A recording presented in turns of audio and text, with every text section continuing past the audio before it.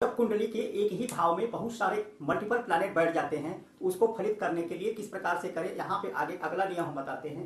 सबसे पहले तो यहाँ पर देखो फिफ्थ हाउस में मल्टीपल प्लैनेट बैठे हैं, तो मल्टीपल प्लैनेट बैठे हैं तो इनका पूरा जीवन जो है इसी भाव से जुड़ करके गुजरेगा।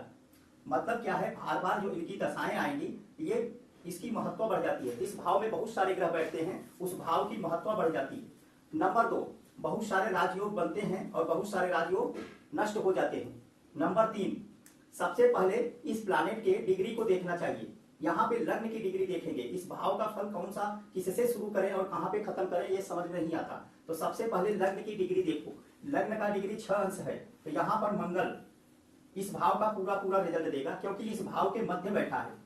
उसके बाद फिर क्या है, शनि रिजल्ट देगा, फिर सूर्य देगा। अब शनि कहाँ का स्वामी है इसको देखना है। शनि इस कुंडली में 10वें घर का स्वामी है, केंद्र का स्वामी है, और केंद्र का स्वामी है, यहाँ पर केंद्र का स्वामी हो गया। फिर सूर्य इस भाव का कहाँ पे रिजल्ट देगा, सूर्य इस कुंडली में 5th हाउस का स्वामी है।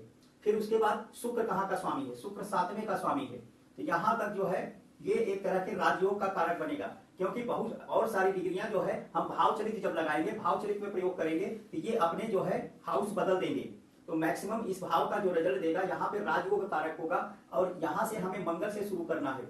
सूर्य इस भाव का पूरा पूरा रिजल्ट देगा, सबसे अधिक रिजल्ट यहाँ पे मंगल देगा। इसी तरह से जब भी कुंडली देखें, अब इस जातक के जीवन में संतान को लेकर बहुत सारे प्रॉब्लम आए लेकिन फिर भी ये संतान योग की प्राप्ति हुआ। रीजन क्या होता है, जिस भाव में बहुत सारे ग्रह बैठ जाते हैं उनकी दशा बार बार आती है और उससे जुड़कर के व्यक्ति जो है बहुत सारे कार्य उस